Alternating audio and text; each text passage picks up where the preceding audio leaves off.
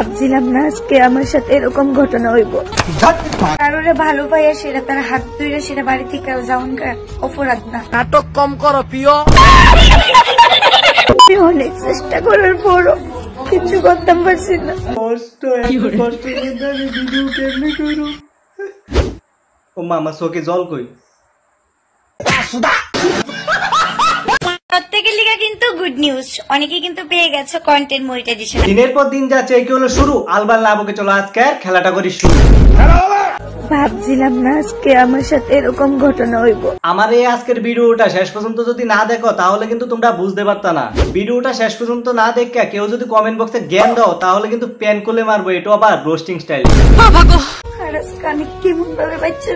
ঘটনা হয়েছে গিয়া দিদি জামাই নাকি দিদির ছেড়ে কই জানি গেছে গা, যেটা দিদি নিজেও জানে না। যদি এটা সত্যি হয়ে থাকে তাহলে আমি কমু এটা দিদির সাথে খুবই খারাপ হয়েছে। আমি ভাবছিলাম আমি বুঝি আমার জামাইরে খুঁজে পাইলাম। দিদির ভিডিও দেখার পর বোঝা যেতেছে দিদি খুব কষ্টে আছে, কিন্তু আমি এটা বুঝি না এত কষ্টে থাকার পরও এত সুন্দরভাবে একটা ভিডিও শুট করে পিছনে আবার সেট ব্যাকগ্রাউন্ড মিউজিক লাগে এডিটিং করে ভিডিও ছাড়ার ইচ্ছা কেমনে করে? দিদির না বলে জামাই গেছে গা। ঠিক বলেছিস। এবার অনেকে আবার কইবে যে যার লগে এরকম হয় সে বুঝে, তুমি কি তা বুঝবা? দেখো আমি এটাই বুঝাইতে চাইতাছি, যদি সত্যি এরকম হইয়া থাকে তাহলে খুব কষ্টের একটা ব্যাপার। কিন্তু এটা নিয়ে তুমি একদিন 2 দিন 3 দিন ভিডিও করবা মানা যায়, কিন্তু আমি তো দেখতেছি এটা নিয়ে ঢিলি ঢিলি তুমি ভিডিও ছাড়তাছো। খুব সুন্দরভাবে তুমি ভিডিও শুট করো, আবার এডিটিংও করো, আবার পিছনে দেখি সেট ব্যাকগ্রাউন্ড মিউজিকও লাগাও, তুমি না বলে কষ্টে আছো? কারোরে ভালো পাইয়া সেটা তার হাত ধরে সেটা বাড়ি থেকে তুমি না বলে খুব কষ্টে আছো? তাহলে এত সুন্দর করে ভিডিও এডিটিং করার চিন্তাধারা মাথার মধ্যে আইয়ে কেমনে? নাটক কম করো প্রিয়। এই দাঁড়াও ভিডিওটা আমি একটু স্লো মোশনে চালাইতাছি।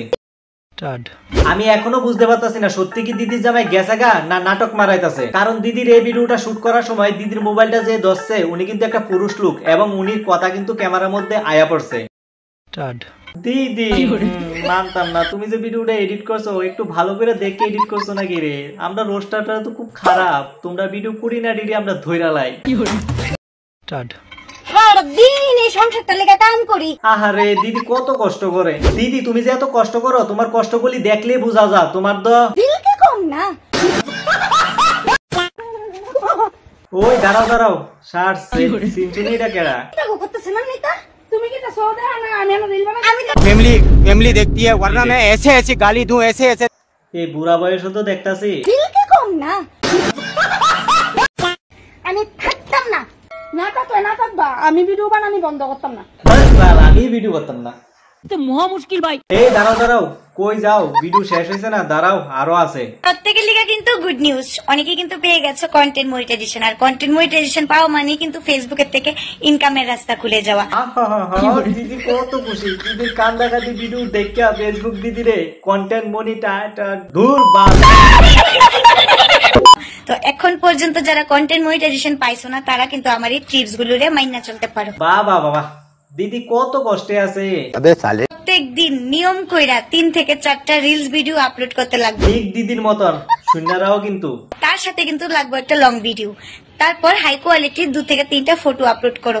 প্রত্যেকদিন নিয়মিত এই কাজগুলো করে যাও, তোমরা কিন্তু পেয়ে যাবে কন্টেন্ট মনিটাইজেশন। আজকের পর থেকে কিন্তু দিদির কথাটি মনে রাখবা, তুমি খাইলে খাইছো না খাইলে নাই, হাগলে হাগছো না হাগলে নাই। ভিডিও কিন্তু ঢেলি দিতে হইব, ভিডিও যদি তুমি ঢেলি না দাও তাহলে কিন্তু তুমি বইট।